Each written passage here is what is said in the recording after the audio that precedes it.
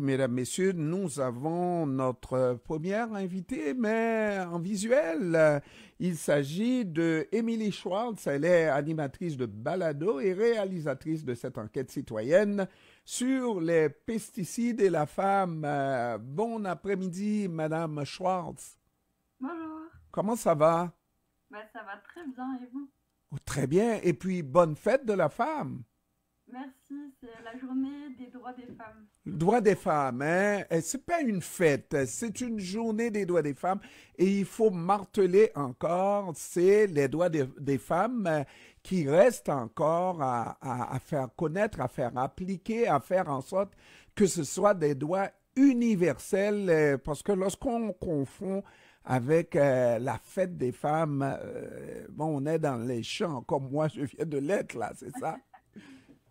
Oui, oui, c'est ça, droits des femmes parce que c'est un travail, même s'il y a eu des améliorations encore actuelles, voilà, il faut vraiment parler du droit des femmes.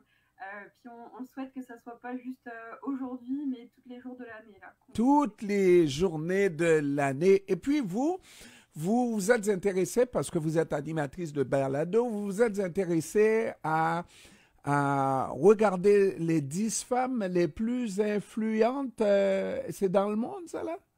Oui, alors dans le fond, le balado des Rachel qui changent le monde, c'est un balado où je suis allée rencontrer 10 femmes qui sont au Québec et qui ont travaillé sur le sujet des pesticides. Donc c'est vraiment des expertes dans leur domaine. Il y en a des expertes dans le domaine de l'agronomie, de l'écologie, de la biodiversité, de la politique, du monde du lobbying, de la santé, des droits.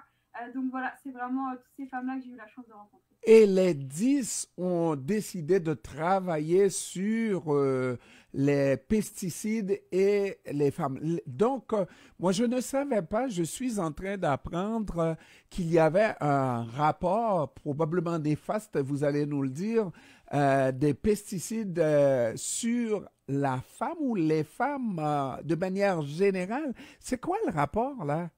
Oui, alors dans le fond, il y a deux choses. C'est certain que d'un point de vue santé, par exemple, les femmes enceintes sont vraiment dans une population qui est plus susceptible d'être vraiment victime et atteinte par les pesticides. Mais pourquoi nous, on a choisi d'interviewer des femmes? C'est parce que tout ça est né du début du projet et du balado qui est le livre de Rachel Carson, Printemps silencieux. Donc dans le fond, cette femme-là, c'est une biologiste qui a écrit un livre il y a 60 ans et dans ce livre, elle dénonce l'impact des pesticides sur la nature et la santé. C'était une femme et l'industrie, en voyant sortir ce premier ouvrage sur le sujet, ils ont vraiment essayé de tout faire pour discréditer cette femme-là. Ils l'ont accusée de faire preuve de sensiblerie féminine.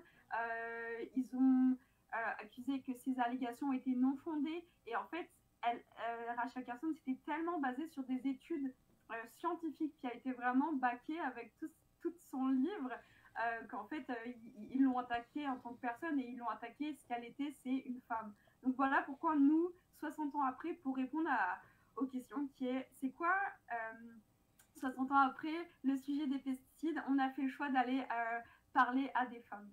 Alors, vous avez parlé à des femmes qui se sont senties à un moment donné de l'histoire concernées par les pesticides.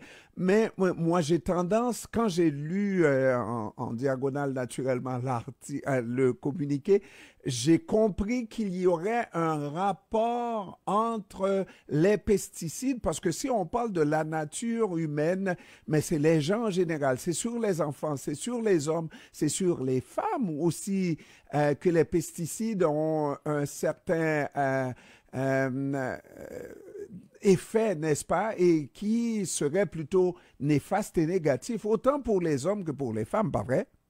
Euh, oui et non, dans le sens que les femmes, c'est elles qui font naître la vie. Donc, dans le fond, il y a vraiment tout un impact des pesticides quand c'est des femmes enceintes sur leur bébé. Alors, moi, je suis pas une médecin ou j'ai pas étudié là-dedans. Par contre, justement, j'ai rencontré Maryse Bouchard qui, elle, étudie ces choses-là. Donc, c'est un épisode consacré à la santé. C'est l'épisode 6 du balado. qui est vraiment, vraiment intéressant. Puis justement, elle a fait des études là-dessus sur tout ce qui est natalité, et c'est ça. Donc, on parle de femmes enceintes, on parle du fœtus, on parle de l'enfant, jeune enfant, n'est-ce pas, qui n'a pas toute la possibilité de se défendre contre les effets négatifs de ces pesticides-là. C'est en fait là où la femme est davantage concernée par ces pesticides, les ravages des pesticides par rapport aux hommes, par exemple. C'est ça? Euh, oui, mais c'est sûr que évidemment que un homme aussi va être impacté par les pesticides. Il y a des agricultrices qui vont être touchées par ça, des agriculteurs aussi.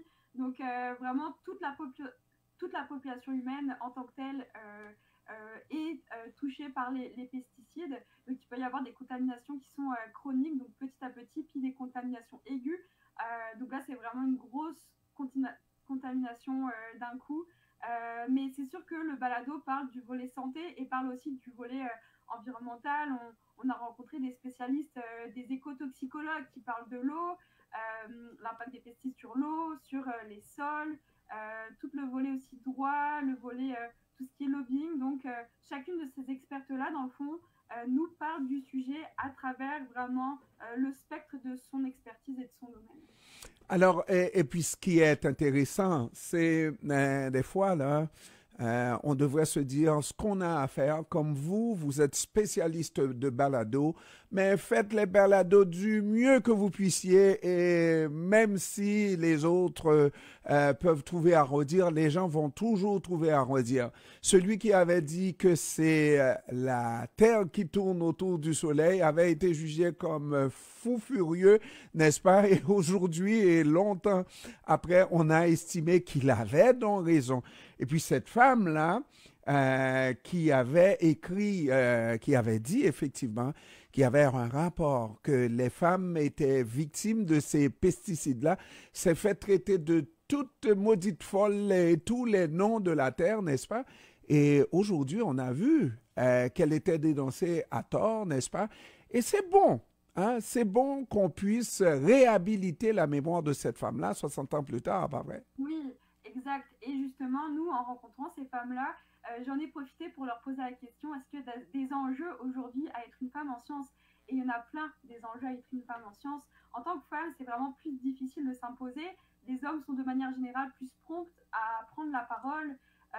Les postes de décision, de manière générale, sont vraiment plus souvent occupés par des hommes. Les femmes, elles ont tendance à se surpréparer, donc ça fait en sorte qu'elles vont avoir moins de présence et de prise de parole dans les médias. Donc c'est vraiment assez large.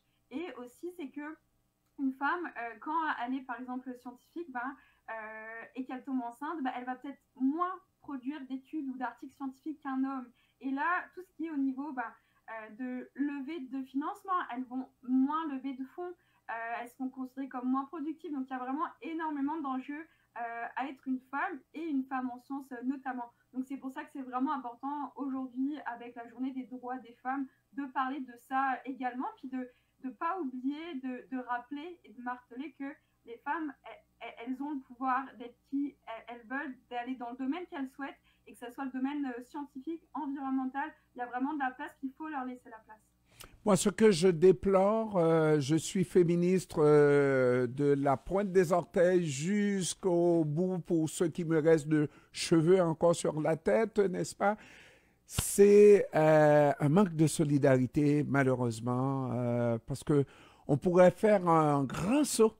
Les enjeux de pouvoir, on dirait, sont tout simplement définis par les hommes. Hein. Ce matin, à l'émission, on posait la question à savoir quand est-ce qu'on va avoir une première femme secrétaire générale de l'ONU.